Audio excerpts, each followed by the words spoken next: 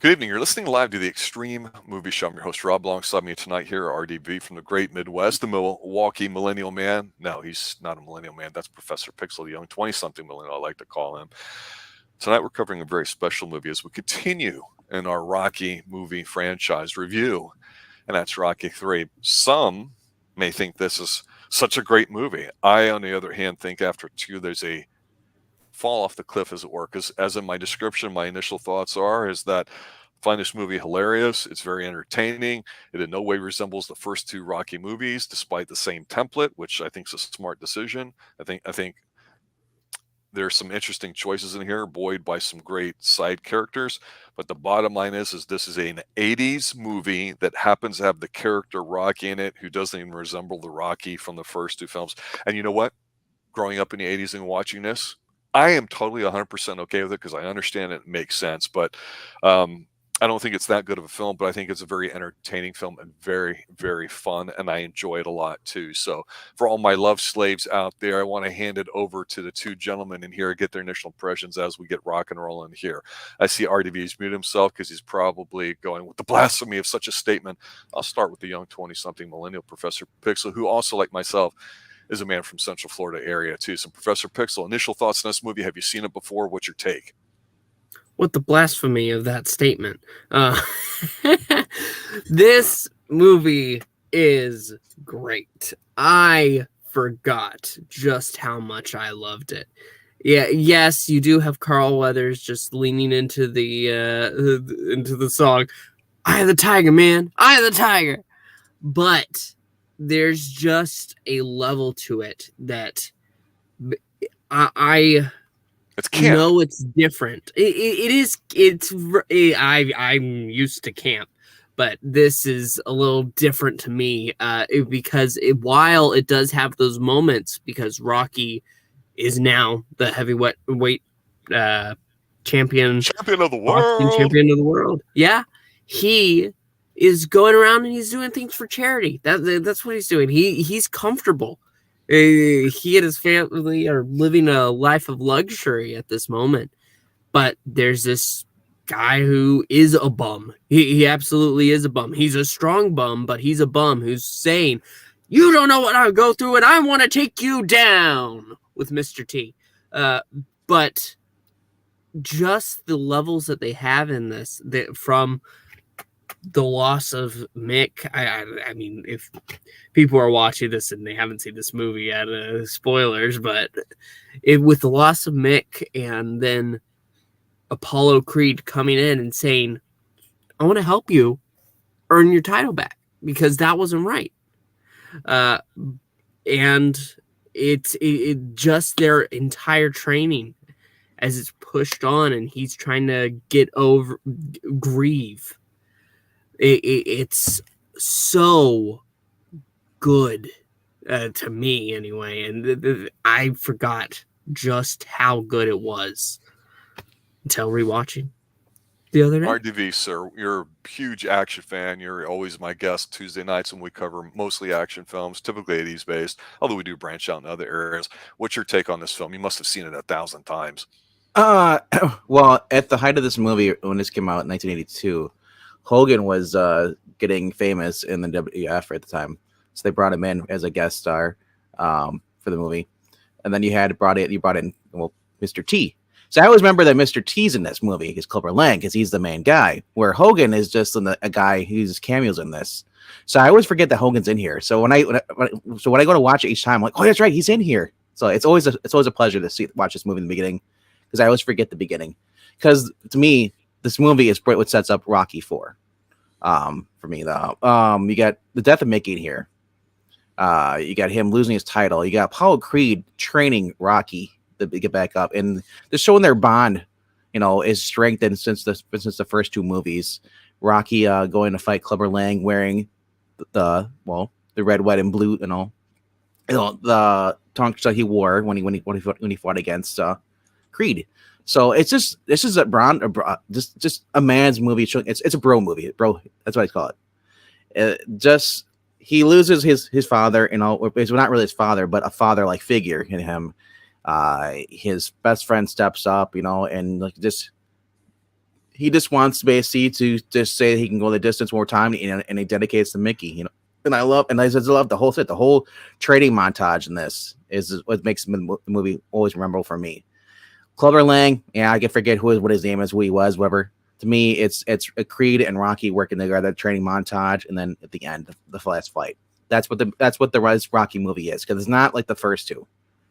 Yeah, agreed with you totally there. Let me ask you this. I mean, I saw it as a kid, and you're a little younger than me, but for this movie, I know with each movie as they come out, we're going to probably want to rank them and re-rank them. That's just the nature of it. And we still have several more films to go. But for me, I wanted to touch on a couple points that you brought up. So this will be lost on Pixel, but we do have a lot of wrestling fans that listen to the show. We don't really comment too much on AEW or WWE or the WCW. But the thing with Hogan at the time he's a Florida guy, Central Florida guy, technically on the coast. And so I was aware of him a little bit back then as a kid, because here in Orlando, we had Eddie Graham Sports Center where a lot of stuff was booked. We had Gordon Soley and all that stuff. We had Georgia Championship Wrestling, Florida Championship and all that. So he was a name. But this catapulted him. And to me, what I want to emphasize here as we go forward, even though it's by far of the three movies to me the weakest, and while it's still fun and entertaining, one thing I want to give Stallone a lot of credit for is the fact that even though he's using the same template and the characters are just kind of moved around, to have an eye to catch on to something hot like professional wrestling at the time, which was still most people believed in it. It's not how it is today. To pull in somebody like a Hogan, a rising star, but then also what you mentioned, Clubber Lang, somebody that was on the rise, who was a very authentic, very scary and frightening individual for what screen time he had. He didn't overdo it with Clubber. I think it just shows how innately smart, not lucky, but smart that he is. And I just give Stallone tons of credit for it, regardless of whatever would come afterwards. But let's talk about these two guys as we go forward. Because, like Pixel had brought up that, Rocky's, comfortable. He has a crisis of confidence because Clubber Lang's really the hungry fighter, and you always hear this concept of Eye of the Tiger. And back then, people always say, "You don't have the Eye of the Tiger. You got to study more in school. You got to work harder at your job," and all this other crap. And he would go back to this movie, and I just go, "Shut up!" By far the best character to me now is Apollo Creed. But even Apollo changed a little bit. He has to live vicariously through Rocky being retired. But for me, I just want to cut straight to the point. There's this nice little charity scene. It's very gonzo. It's got Hulk Hogan and his Thunderlips, the ultimate male versus the ultimate meatball, and a charity thing. And I wish Hogan was like this his whole career, because he sucked through Real American and all that force-fed crap, the prayers and vitamins and demandments and all that stupid stuff in the 80s. I couldn't stand that. Just like I could not stand the Lex Express either, which is a rip-off of it. And when Lex Luger went through the torture act in the WCW in the mid-90s, and Hogan went Hollywood with the NWO and was at his best, it reminded me of Thunderlips. But to this day, my inner 12-year-old watching this, I still pop every time I see it. This scene does not get old. The whole charity wrestling match and everything. Mm-hmm. I think it's fantastic. It's probably the most entertaining scene to me. What's your guys' take on it?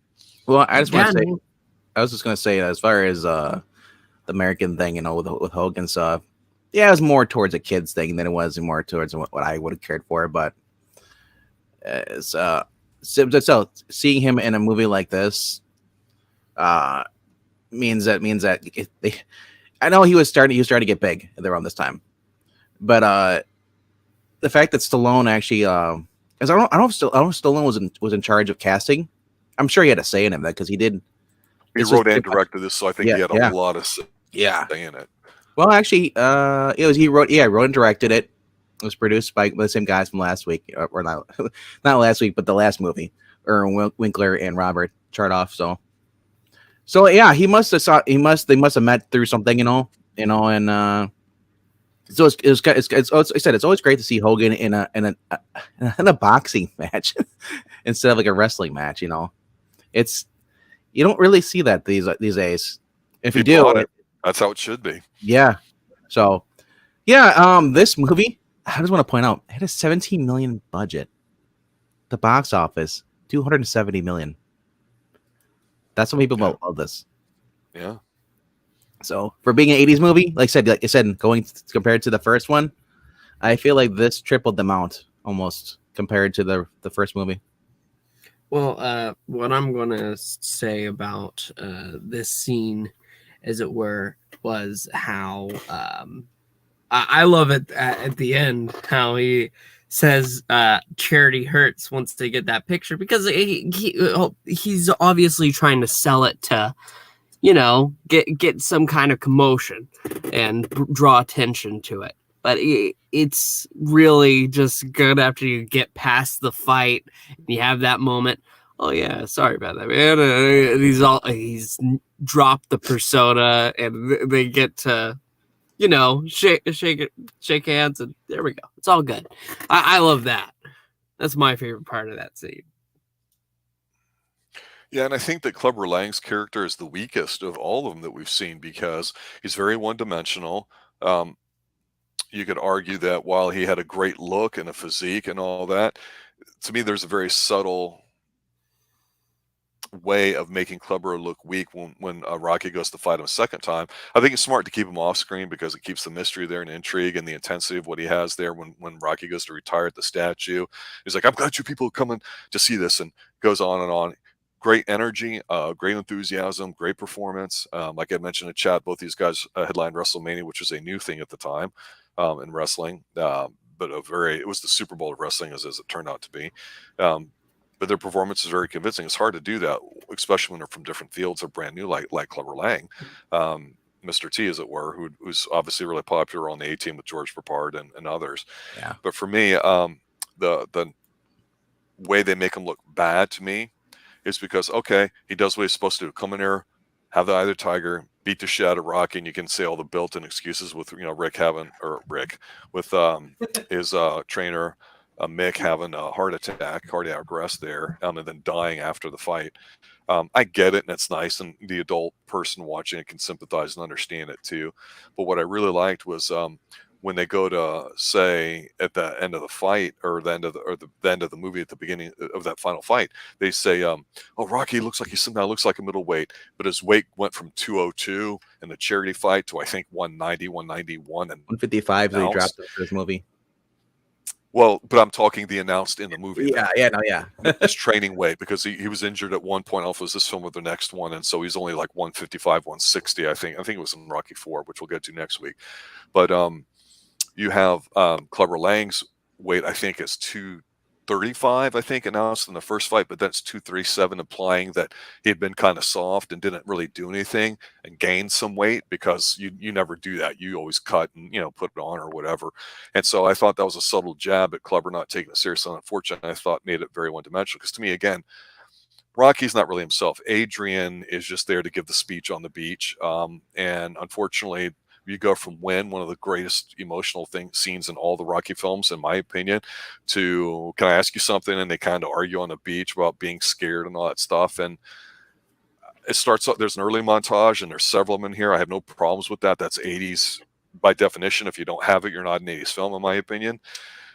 It just, like I say, it seems a bit flat. But with Clubber, God, the energy these guys have, it doesn't get old. And I gotta give these guys credit, because this helped launch them into stardom. It's not like they were so big at the time that they could just come in for 5 minutes, that's it. And it all goes back to Stallone having the eye on talent, knowing what would make the film work, and understanding that, you know what, it's the 1980s. It's almost 10 years since the first film. This is going to be a little bit different. I really give him a lot of credit for what he's been able to do here too, because basically it's 90 minutes, so it's short and it feels that way. I like the idea, and I thought they could have exported more of them basically going back to LA and then the ghetto and training at Apollo's place there too. I thought that could have been explored a bit more, and they could have gone a bit more hardcore into it. But you go from Apollo being brash to being a bit more of a father figure, like you said there, RDV. I think he's better than Mick. I think Mick, even in here, the hollering and screaming, it gets old. And I think it really wasn't working in here, so they had to kill him off, which, as we know in the fourth movie, they're going to do it with Apollo. There you go. What were you going to say? I was going to say, I like that you brought up the whole charisma of like Mr. T and all that stuff, all these characters coming here, because that's what got him the role, actually, for this. They actually were going to go with two real world-class heavyweight boxers. They first considered Joe Frazier and Ernie Shavers. But with your one guy, because they're both the same height as Stallone. But one guy had a stuttering problem, Fraser, and the other one, he had a high pitched. Shavers had a high pitched voice, which would undermine his character's presence. Yeah, not a baritone. So they got Rhonda Young, who was the casting director. She was just stumbled upon a television show back then. It's called America's Toughest Bouncer, which was an NBC, and the winner was Mr. T. And she was mesmerized by his physical prowess as well as charisma. So she had to call the producer, and basically she quotes today. She says, like, I asked about the man what's the name? Who's the man in the mohawk with the mohawk and all? And he came in for a screen test, and this became his breakout role, and that's what led him to be getting the A-Team and all that stuff after this. But I said, like, that was really cool about this movie is the fact that Stallone actually, for preparation of the film, he basically got his body fat down. That dropped it down to like 155 because he said the reason how he got it down there is because he was only eating like 10 eggs whites and a piece of toast a day. I don't believe that at all. And having fruit every third day. Yeah, and you got to understand that at the time, in the 70s with Franco Colombo, who trained him, it was #1 body pals with Arnold. The Olympic Committee is the most corrupt thing on the entire earth, more so than American politics or European politics. It really is that bad. But bodybuilding, it ranks up there probably in the top 10. And Arnold did a very impressive thing where he came back after a layoff to win, in preparation for Conan the Barbarian, which we'll talk about in a moment. How does it apply to all this movie?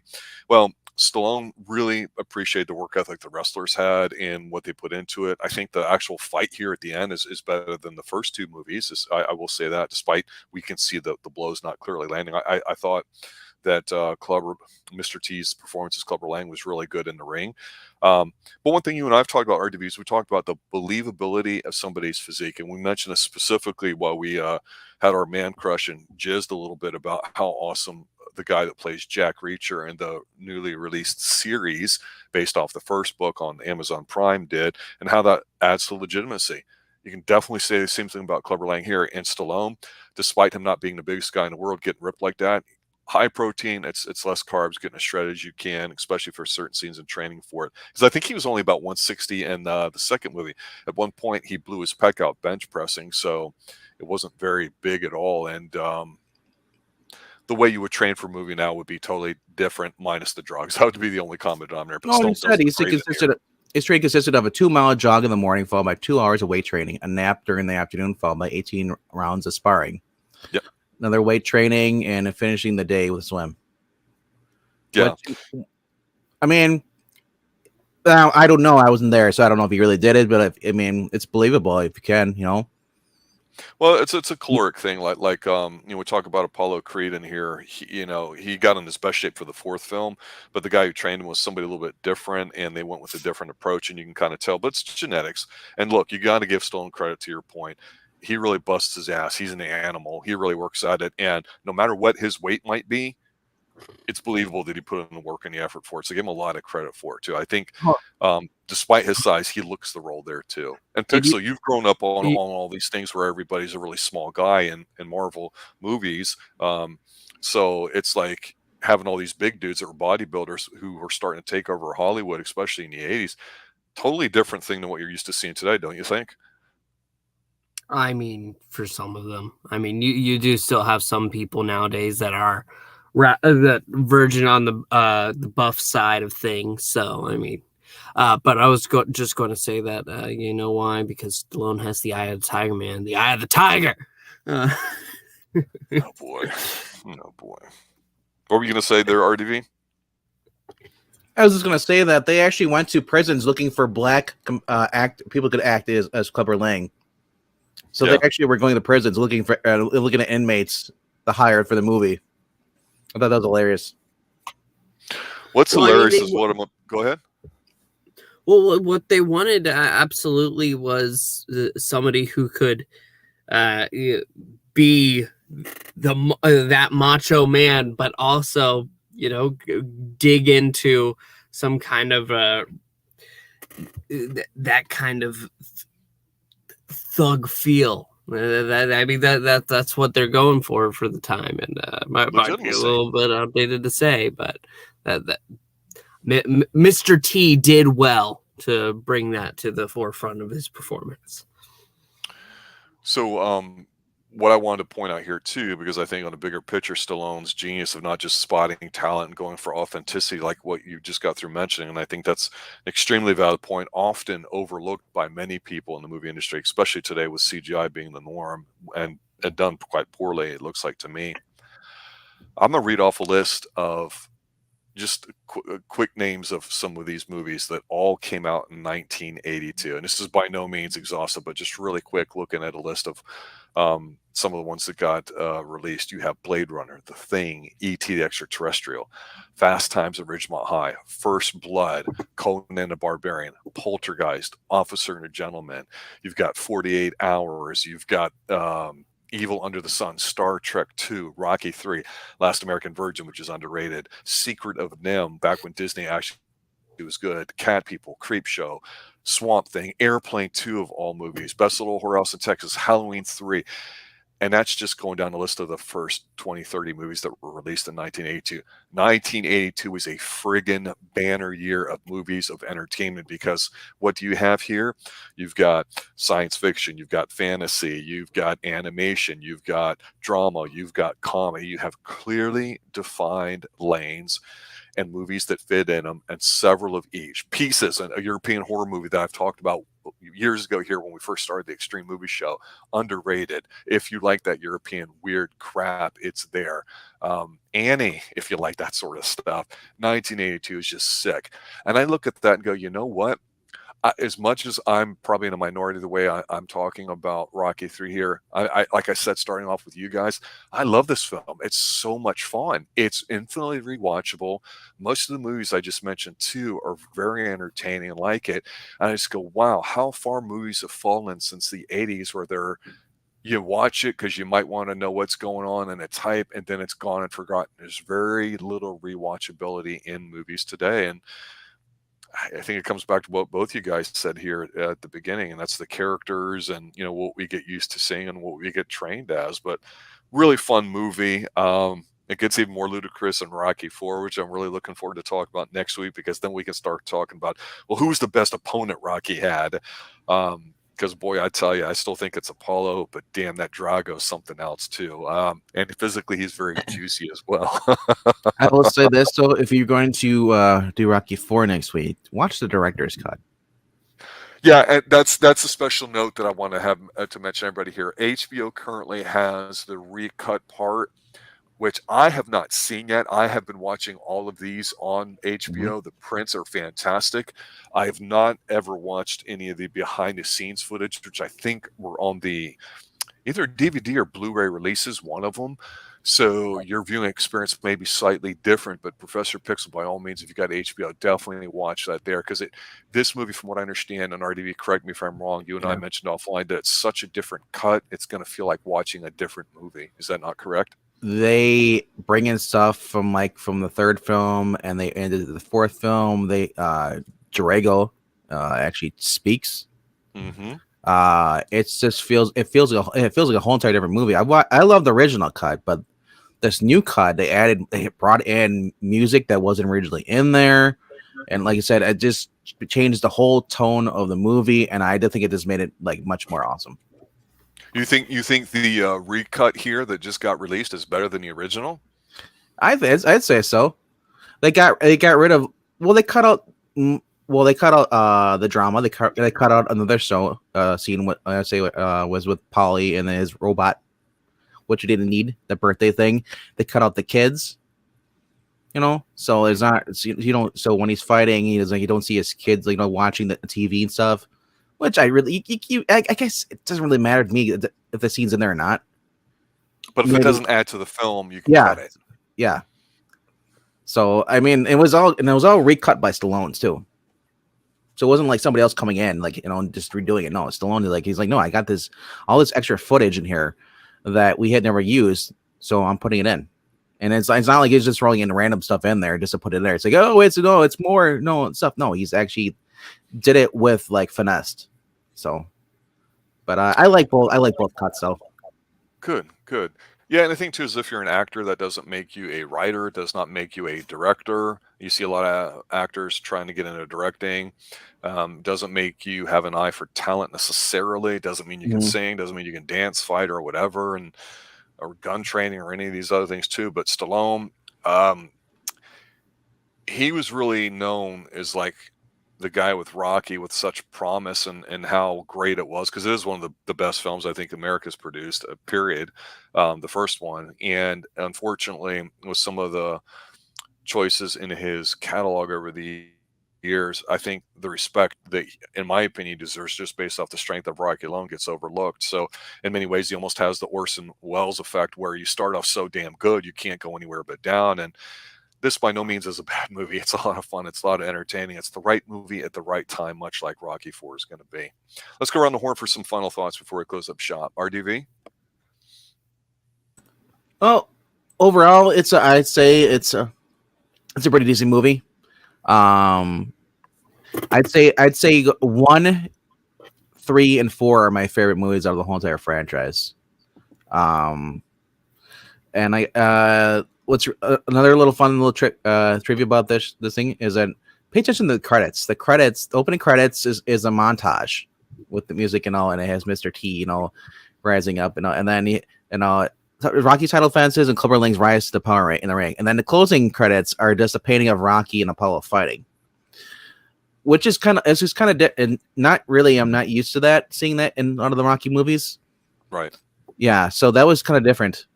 And I believe the end of this one is where they punch themselves out. Rocky, yeah, it was Apollo's favor, and I think that's one of the best lines in the movie. It says, "Remember, Stallion, you fight great, but I'm a great fighter." And there's a lot of truth to that. It sounds like a hokey expression or whatever. I to this day I love that ending. And to this day, I go ding ding whenever someone says something about a bell because of the way he did it. And of course, be a thinker, don't be a stinker from the first one. Yeah. So this is this is a bro movie. Two guys having respect for each other, having fun, and I love the fact that you had what's his name, Creed, teaching him how to fight like him, so it could really get through off Clubber Lang when he switched. He's like, you're not doing southpaw. What are you doing here? This isn't normal. And then, like I said, I just love how Rocky does his normal thing. I'll just let him hit me until he gets tired. Yeah. I love it. Realistically, he'd be dead. All right, Pixel, your final thoughts on Rocky 3. Yeah, for my final thoughts, I was going to make a joke about how he was rising up back on the street and he did his time, took his chances. But I can't, because you reminded me of that final scene, because this is the first Rocky movie that we have that doesn't end with the end of the main fight. And you get Apollo and Rocky, they're friends now completely. And Apollo just wants another fight. He wants to prove himself. He feels like he can do it, but he wants to see if he can. So this movie is great, and I forgot just how much I loved it, like I said at the beginning, and I look forward to seeing it again one day.